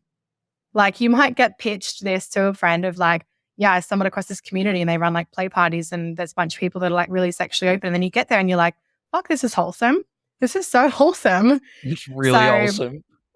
It's really wholesome. And you see people just in loving embrace of as humans, we are meant to feel physically connected to each other. And even if you don't like physical touch, you're able to express that and you're able to say hey, I'm not much of a hugger. And someone's going to respect that. Those people respect that because this is a community based off consent and communication. And these things are so integral in the human beings that I have in this, that have found their way into this community of you just feel so safe in it. And I spoke to those events that we've been running on a regular basis. We run these events every single month, but I had this idea. I remember it was literally like a 2 a.m. idea of like, I need to run a festival. Like, there needs to be something that is like a bigger event where more people feel like they can come. And it needs to have like we've nailed the connection part of the community. But like the thing that I feel like I really wanted to channel more energy into is like the education. Like you've given these people this platform to like now be in relationships that look different. And there's a lot of tools that people can learn on how to navigate that. And I feel like the education was the thing that we were kind of like outsourcing of like, oh, well, you know, here's this psychologist that you can talk to if you're struggling, or here's this book that you can read. But I realized there's so many incredible human beings in this community that could run workshops where people can really like just download some of this wisdom of like, okay, now I'm in this space. Like, how do I navigate it? So I remember having this idea, and one of the guys that runs the community with me, his name's James. He's a sex and relationship coach. He's been exploring non-monogamy for like 16 years now. And we just came together and said, we have this vision for this where it is something that we leverage the talents of the community, like these people that are like so wise and so, you know, expansive in the way that they approach relationships. And the way that the festival, so it's called the Festival of Alternative Relationships, the acronym is FAR, came together was really like a day program of just workshops around like there's sensory workshops like the art of shibari. There's a one that's called Sacred Spanking. The other ones that are less sensory and more like talk-based, there's Growing Up Different, which is a talk of 3 different people that are talking in this panel. One was raised in a polyamorous family, another guy was raised in a sex cult, and the other one is in a polyamorous relationship and his kids are old enough to know that he is. So huge, like just huge conversations when you think about like unpacking those things. And these people exist in our community that we wanted to give a platform for them to share these things and help educate. And of course, there's all the things that come with the festival as well, which is like dancing, and there'll be play spaces. And it's just like a full expression of what I believe the open circle is, which is celebrating intimacy, celebrating wisdom, celebrating creativity. There's just like the essence of the open circle, like essentially built into this 2.5-day event. And it's happening on the 12th to the 14th of April at a place in the Central Coast, which is this beautiful property, such a beautiful container to hold this festival. And it's not a festival that you can just go online and buy a ticket. Like this is an intimate container. And with that, there is a lot of discernment on who is going to be a part of this experience. And I know I could sell 300 tickets, you know, in the next week if I wanted to, but those aren't the kind of people that I want at this festival. Like I want people that align with the values and principles of the open circle, of the way that we choose to be in, you know, alternative relationships with one another. And that's the kind of people that we've got going to this. It's going to be so, so beautiful. And it feels so divine for the people that are listening to this, that I say to people a lot, like when people ask me questions, I can give my spiritual answer, I can give my 3D answer. And the spiritual path that took me to this was I had this like 2 a.m. thought, and I thought to myself, wow, that's pretty big. Like I've never organized a festival before. Like my brain was like, where do you even start? How are you gonna do that? How are you gonna sell like 250 tickets to something that nobody's ever gone to before? And then about a month after I had this idea, I went to a psychic, and she literally spoke about this festival. She said to me, like, I see you in this space, for lack of a better term. It's like a festival where there's people that have gathered here, and they're sitting and they're listening to workshops, they're dancing, they've come to be a part of this experience that you've uniquely created. And I tell you what, I walked out of that psychic reading and I was like, I have to put the pedal to the gas. Like I'm hitting go on this. And I told maybe like 1 or 2 close people that I had this idea. Literally 2 weeks later, I'm like building the website, like curating the program. James and I are like, we're pressing go on this. And now we're like, you know, less than 4 weeks out from it happening. And I'm just so like overcome with excitement and joy and purpose when I'm creating this event, because it feels so important for people to experience something that feels like this. It's so different to anything I've ever been in. And I know how unique it's going to be. I'm so excited for it. I looked at myself when you were talking. I looked at myself on my screen when you were just talking, and I had the biggest, dumbest grin on my face because it just lights me up watching you lit up. And I mean, I know how much effort you've put into fire. I don't know if you saw. I did grab my ticket this week, so I am locked and loaded. It's going to be such a beautiful experience, I'm so sure. And this is also from someone who probably considers himself, I mean, like I said, I think I'm going to end up in monogamous relationship. I'm probably monogamy-ish, if anything. Like, I'm not deep into this, but there's so many reasons why I really want to go, as someone who may not even play at night and stuff like that. But, you know, for instance, like, I'm going to the Shibari workshop for sure. Like, that's going to be an amazing experience. I've never worked with ropes in that way before. Really excited to learn about that. There's going to be so many different things there that I'm super, super keen to participate in, even if I'm not deep into, you know, an ethically non-monogamous kind of mindset or lifestyle, or it's not, you know, totally my DNA. Something that, and you spoke about this around it being, you know, being really careful around, you know, the people that are coming and things like that. And you've always been like that with your play parties as well. People have to be a part of the open circle. To be a part of the open circle, you have to, you know, when you first get invited in, it needs to be invited in from someone who's already a part of the community. They then have to go through certain, they're not like, they're not terms and conditions. What would you, there's certain agreements that you agree to when you come in, around things like safe sex, around things like honesty, around things like respect and stuff like that, that are core to the community. There's a few examples of some stuff that you do when you run your play parties, and when you're going to be running far. I think that you do such an incredible job of maximizing the scope for human connection and for respectful human connection. I was just wondering if you could speak a little bit into that, like what are the things in you that make you the sort of person that is able to just naturally create safe and caring and beautifully loving environments for a lot of people to come into? And what are some of the practical things that you do within, say, a sex party, or within that you'll do with FAR, to make sure that people feel really safe and held? I mean, I've experienced this myself. For the listener, I'd love you to go into this. Yeah, it's a beautiful question. I would say I break it down into things that I do intentionally and then things that just happen very organically because of who I am as a human being. So the intentional things are really around the messaging of making sure that if somebody's stepping into this space for the first time, their expectations are an accurate reality of what I think is going to unfold. So coming back to, like, if your idea of a good time and the reason why you're choosing to invest your money into this is that you're going to go and, you know, have your first threesome and you're going to, you know, have sex with a bunch of people, then this isn't the right space for you, because that may happen, but that also may not happen. And if you walk away feeling disappointed that it didn't, like there's a scarcity mindset that if not now, then never, then this is not the right container for you, because the way that you then will be showing up in that is that people will feel like it's a transactional connection.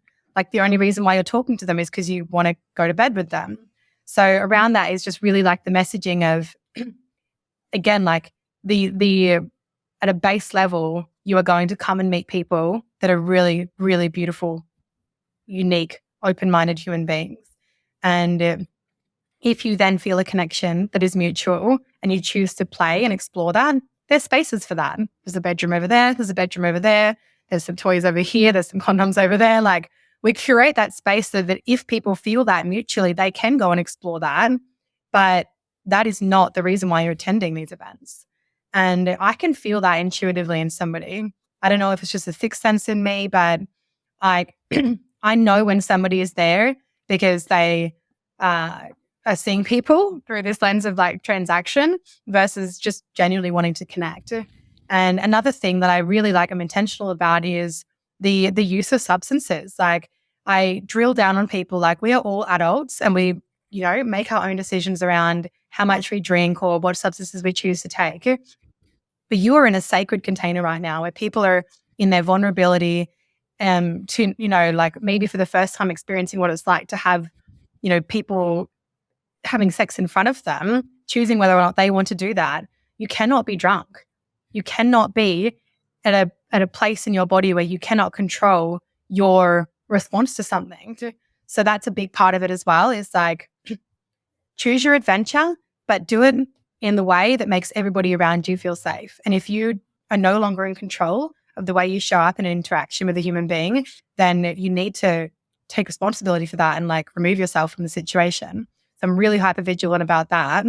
But then I guess the things that just probably become like a part of the reason why the community has, the energy that it has, and these events have the energy that they have, is because it's just a mirror of who I am. Like I am somebody that above all else cares deeply about getting to know somebody's heart and mind as that being the goal. Like I don't care if we never kiss, if we never have sex, if this never progresses into anything more than just a simple exchange of who you are as a person and who I am. And I think because I show up and treat people in that way, it's people mirror that. Like we're mirrors of each other. And I think it's also having the confidence in myself to call people out when I see shitty behavior. I'm like, hey, that wasn't showing up in integrity. That wasn't showing up in the way that you agreed to when you became a part of this community. And thank God I've not had to do that very often.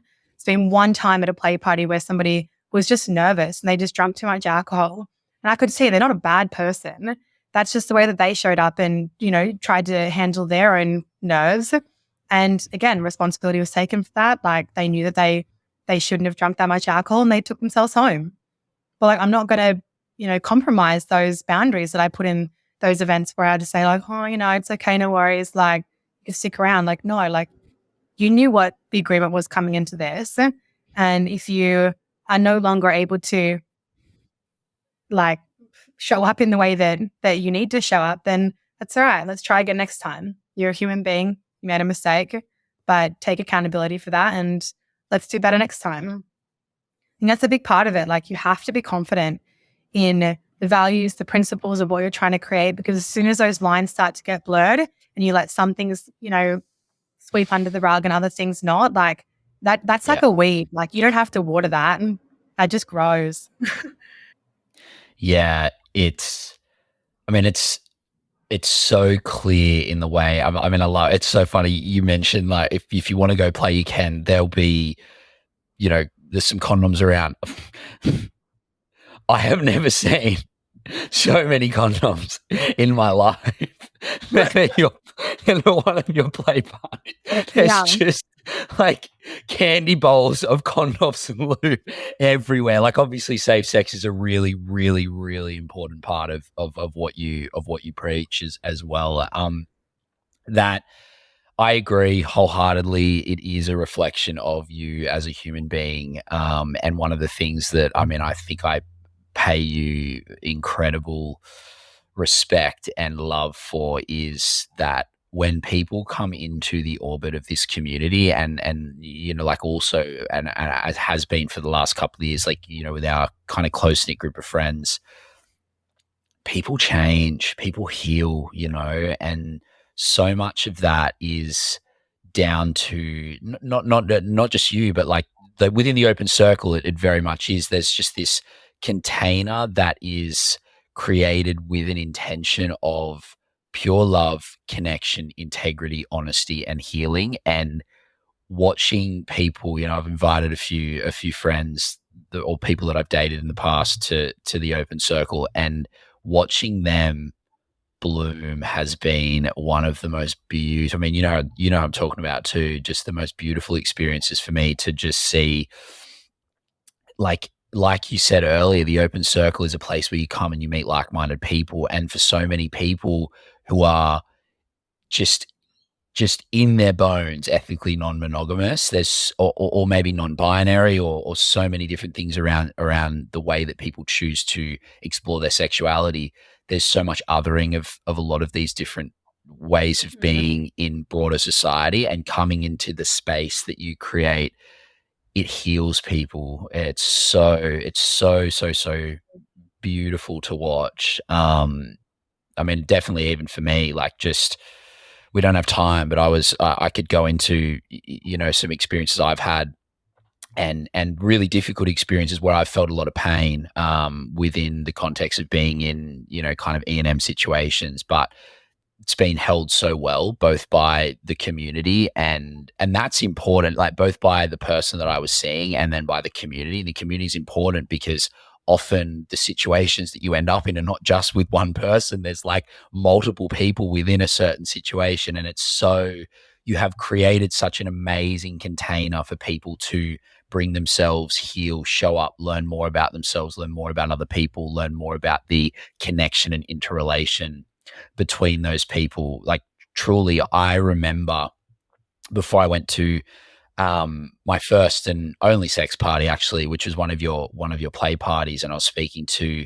one of our close friends about it and explaining that I felt quite nervous and I wasn't sure what to do. And one of the things that he said was, dude, like, honestly, just imagine you're going to one of our normal Saturday night parties at one of our friends' birthdays, but then there's going to be a few rooms set up for if you want to go get freaky. Like, it's just, you're going to hang out with your mates, and in the context of, like, well, we may all end up nude at some point, and that's totally okay. It's just a party for adults. And he also said, dude, and also at any point in time, it doesn't matter what I'm doing, it doesn't matter what room I'm in, who I'm playing with, what's going on. If you need someone, just come tap me and I'll just come straight out of that. Like, I can always go back to that situation. Like, if you need something, let me know. Like, that's such a great example of the ethos of the open circle and how you run a party coming out of the mouth of someone else who's not you. Like, it's like the oozing of the values into the community, and then the community respond and bring back the values in a way where it's like the community actually holds the space as much as you do. I mean, do you feel that, or is that something that I just see from the outside? No, 100%. Like, that it is such a beautiful way to articulate it, because that is what community is. Like, there is, I see it as like a beautiful gift that I was given, where the universe was like, here's this thing that we think you should act on, which is creating this container. You can be the person that says, like, I have the confidence in myself to create this. So the rest of it is like, it exists because of the human beings in it. If we had not attracted the human beings that we have, this community would not be the open circle. It would be something completely different. And I am so proud every single time I step into a space, and they're almost everyone, I guarantee, would put their hand up and say, I'll be that person for you. If at any point in time you're feeling like you're a bit nervous, you're in your head, doesn't matter what I'm doing, come find me. Like, I'm here for you. And these are people saying that to people that they've just met. And again, it's like, it's so authentic. Like, that person is saying that because they mean it from the depth of their heart. And we hold each other. Like, this beautiful quote is like, we're all just walking each other home. I feel that. Like we are all broken, flawed, hurt human beings that have found our way into a space that feels safe and healing and expansive. And all of us are just healing each other. And that is something so beautiful to feel that, because it runs through the DNA of this community and through the DNA of the people that are in the community. It's beautiful. Like, yeah, it makes me emotional thinking about it. Yeah. It's something that is such an extraordinary thing that exists now, that has changed my life and the lives of others. And it's just the beginning. Like, this is just the beginning. We've not even run our first festival yet. This community has only just begun. And the connections, it's like, how deep does this go? Like, I feel like there's no ceiling to it. And I'm so, so grateful to be able to play a small role in what is this community in the open circle. And I'm assuming everyone who's listening now wants to join, because even if you're in a monogamous relationship, I mean, come on, like we don't mind, like come and hang out and like learn how to do that better through like just better As long as communication or your whatever. values are aligned and you are like open-minded, there is no judgment. Like there's people that are in like monogamous relationships, but they're a little bit curious. And I've had them come to events and meet people in the Yeah. community, and it just like normalizes it. It's like, oh, this isn't as scary as I thought it was. And like some people decide that they want to be monogamish, where their relationship looks 99.9% of the time very monogamous, but every now and then they come to a play party and kiss some other people or have sex in front of other people with their partner. So yeah, really choose your adventure. But like we're a community of people that are like so vast in the way that we love, so vast in the way that we relate, and it's a place for everyone as long as you align with those principles and values. Like if you don't feel connected to those, then this isn't the place for you. And that's okay, because there's somewhere else that you might find a sense of belonging. And that's why there's, beauty in so many different communities. And I love that it does feel like it's really not just one type of relating that you get to experience here. It's so vast. Totally. And for anyone listening who's not a part of the open circle, which given who my friends are and who your friends are who will be listening to this is maybe not that many, but if you're not already a part of the open circle, one, Jess, I'm fairly sure there's you actually speak to every single person who wants to join the open circle when they first are coming in. So there's an opportunity to, even if you're just curious about this, to have a conversation with Jess through the process of coming in. And then two, just wanted to confirm with you, Jess, do you need to be a part of the open circle to get a ticket to FAR? If people are listening and thinking, if they're in Sydney and thinking, I'd really love to go to that, is that something where they need to become a part of the open circle first? Because it's passworded. To get a ticket, you need a password. Yeah. So the first release of tickets were for the community only, and the second release is for friends and lovers, and that includes new friends that I haven't met yet. So if you're listening to this and your ears are perked and you're curious and you want to know more, there is an application form that you do have to complete before being sent the ticket password. You can ask me as many questions as you like. I think something very important to say is that the play spaces are optional. So if you want to come and just be a part of the workshops and the dance party and just experience what it's like to be in this space with people that think this way, you can do that. And you don't even have to come anywhere near a play space. So again, it's very much choose your adventure. But yeah, if you're curious about it, I'm sure you're going to like link some of the Instagram handles that you can connect with me from. Reach out to me or share the link. We can have a chat. And yeah, I'd love to. I think of all the experiences that you could step into for the first time, this festival is a really, really special one. If you're feeling nervous about camping away for 2 days and being somewhere that you can't leave, then we have other events that are a bit more low key, like picnics and mixers. So yeah, just shoot me a message and we can see what's the best fit for you so that you can experience the love, the connection.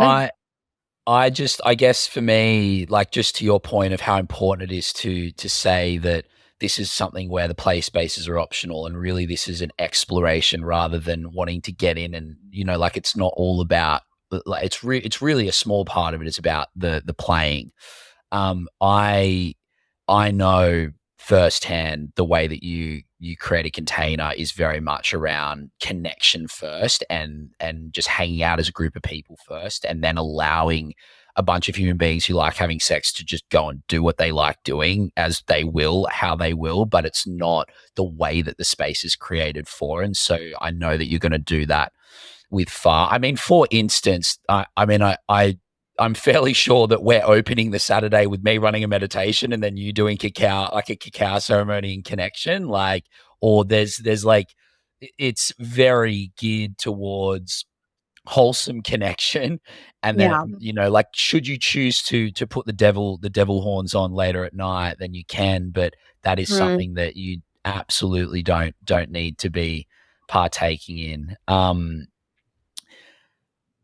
nearly at 2 hours, so I think it's a good time to wrap up. I think we've kind of come full circle. If there's anything else, Jess, that you would like to say, obviously a big part of that is if anyone's listening to this and is just at all curious about alternative relationships, or even just curious about, you know, how they might use some of the principles in their monogamous relationship, like honesty and better communication. Jess is more than happy to chat. It'll be in the show notes, all of this stuff. You'll be able to see this through our Instagram page and get through to Jess and stuff like that. So Jess, if there's anything else you'd like to add, please go for it. But something that I wanted to end the show on as well. At the end of the last show, I asked for a little bit of I think it might have been a billboard. If you could put something up on a billboard for a day, or what do you live your life by? What's a value? You said it was, did I live, did I love, and did I matter? And I know that's something that you've always held quite close to you. I just wanted to see if I asked you the same question now, something that feels really core to you, a phrase or a mantra, has that changed? What would that be now? I still feel so connected to that. Did I live, did I love, and did I matter? And another one that I come back to a lot is the quality of your life is determined by the quality of your relationships. And I have felt that in its truest essence in the last few years of being able to step away from the thing that I thought was most meaningful to me in this lifetime, which was success and entrepreneurship, and to now see the abundance of love and connection that I have in my life because I chose to nurture the relationships that I have with the human beings in my life. That is like, you cannot equate that to any amount of money or success. Like you just like, you feel that in your heart, your soul, that goes across, you know, every lifetime, every evolution of you as a soul. And that is the thing that I come back to is, yeah, the quality of my life is truly determined by the quality of the relationships that I have. I mean, it makes sense given the community that you run. Yeah. I mean, it's very apt for you. Jess, thank you for coming on the show. It's always an honor. It really is always an honor for people to give their time, and you're no different.